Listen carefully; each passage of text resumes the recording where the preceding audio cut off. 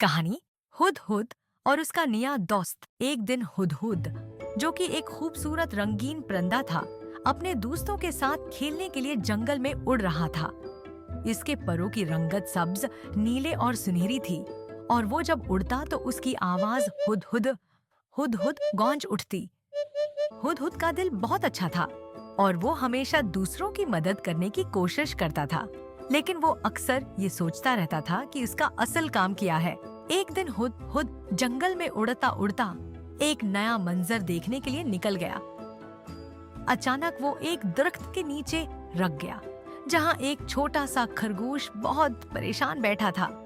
खरगोश की आंखों में खौफ था और वो अनकंफर्टेबल लग रहा था। हुदहुद खरगोश के करीब आया और उससे पूछा। खरगोश भाई, तुम क्यों परेशान हो? खरगोश ने हुदहुद को बताया। मेरे पास खाने का कुछ नहीं है और मैं जंगल के इस हिस्से में नए हूँ। मुझे यहाँ रास्ता भी नहीं मिल रहा। मैं बहुत डरा हुआ हूँ। हुदहुद ने खरगोश को तसल्ली देते हुए कहा। तुम फिक्र न करो, मैं तुम्हारी मदद करूंगा। जंगल में रास्ते बहुत हैं, लेकिन मैं तुम्हें वो रास्ता दिखाऊंगा जो तुम्हें तुम्हारे घर तक ले जाएगा। हुदहुद ने खरगोश को अपने पीछे पीछे चलने के लिए कहा और दोनों सफर पर निकल पड़े। हुदहुद अपने रंगीन परों को फैलाता हुआ खरगोश को मुख्तलिफ रास्तों से गुजारता गया और खरगोश ने उसका शुक्रिया अदा किया। खरगोश ने खुश होकर कहा, तुम बहुत अच्छे हो हुदहुद। तुमने मुझे एक नया दोस्त दिया और मुझे रास्ता दिखाया। हुदहुद मुस्कुराकर बोला। देखो खरगोश भाई, कभी कभी हम सबको एक दूसरे की मदद की जरूरत होती है और इस तरह हम एक दूसरे के दोस्त बन सकते हैं। मैं खुश हूँ कि मैं तुम्हारी मदद कर सका।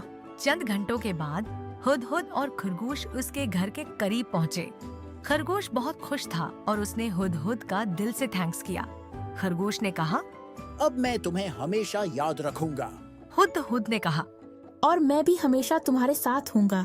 अगर तुम्हें कभी जरूरत पड़ी तो मैं तुम्हारे लिए यहाँ हूँ। इसके बाद हुदहुद वापस अपने जंगल में आ गया और उसने अपनी रोजमर्रा की जिंदगी जारी रखी।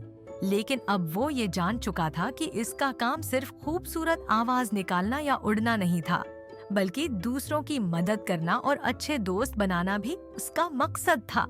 अब हुदहुद को इस बात का यकीन था कि उसकी जिंदगी का मकसद सिर्फ खुशी फैलाना है और वो हमेशा अपने नए दोस्त खरगोश की मदद के लिए तैयार रहता।